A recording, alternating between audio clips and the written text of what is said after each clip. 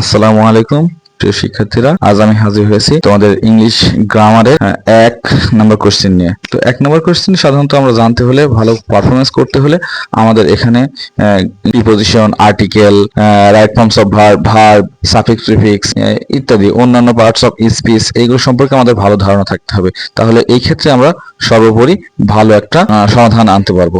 তো আমরা চেষ্টা করব বক্সের শব্দগুলোর অর্থগুলো জানার জন্য, যাতে আমাদের সমাধানের পথ আরো সহজ হয়। এর মধ্যে আছে টু, প্রিপোজিশন, অ্যান হচ্ছে অ্যান আর্টিকেল, মোরওভার উপরন্তু, কোনো কিছু অধিকন্ত বোঝাতে, ডিফার ডিফার মানে পার্থক্য করা বা বিভিন্ন ধরনের, যখন ইরিগেট যার অর্থ সেচ দেওয়া, আস মানে আমাদের, তারপর আছে উড মানে কাঠ, বা এছাড়াও আমাদের বলতে পারি ফিশ, ফিশ মানে মাছ, অন কোনো কিছুর উপরে বোঝাতে ব্যবহৃত হয় প্রিপোজিশন, এবং ডাইভার্স,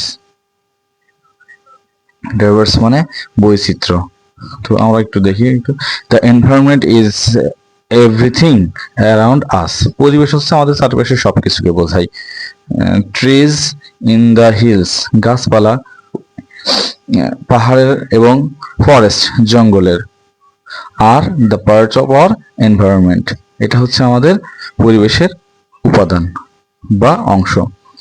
দে গিভ আস, কি দেয় তাই আমাদেরকে, ড্যাশ অ্যান্ড অক্সিজেন, তাহলে আমাদের কি দেয়, wood and oxygen.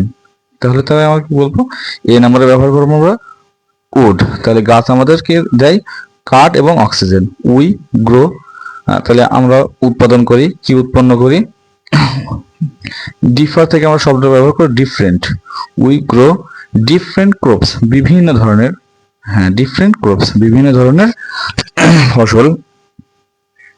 Dash vast প্লেনল্যান্ডস, তাহলে সেখানে আমরা বলতে পারি কি, যে অন কিসের উপরে, সমতল ভূমির উপরে আমরা কি করি, ক্রপস জন্মাই। We get dash from the rivers, আমরা নদী থেকে কি পাই, ফিশ, ফিশ মানে মাছ, তাহলে আমরা এখানে বলবো ডি নম্বরে fish.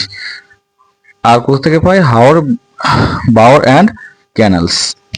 Dash this water bodies help, তাহলে এই মানে পানি আমাদেরকে আর কিভাবে সাহায্য করে, উপরন্তু, তাহলে আমরা কি বলবো, মোরওভার।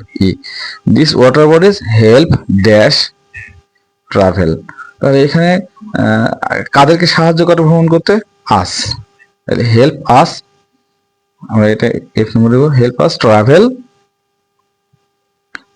তারপর ট্রান্সপোর্ট গুড, আমাদের ভ্রমণ করতে সাহায্য করে, ট্রান্সপোর্ট গুডস, গুডস মানে জিনিসপত্র, মালামাল, তাহলে মালামাল এক জায়গা থেকে অন্য জায়গাতে নিয়ে যেতে সাহায্য করে। অ্যান্ড ড্যাশ ল্যান্ড, এবং জমিকে কি করতে সাহায্য করে, ইরিগেট মানে সেচ দিতে সাহায্য করে, বা সে পানি এই উপকারগুলো আমাদের করে।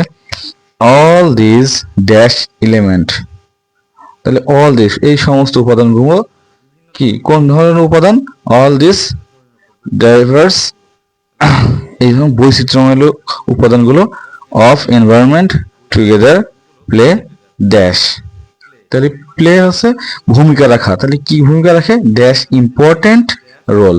ইম্পর্টেন্ট শব্দটা কিভাবে আসছে, এটা ভাওয়েল দ্বারা গঠিত, ভাওয়েলের পূর্বে অ্যান বসে, তাহলে আমরা এখানে কি বলবো, an, play an important role dash maintain.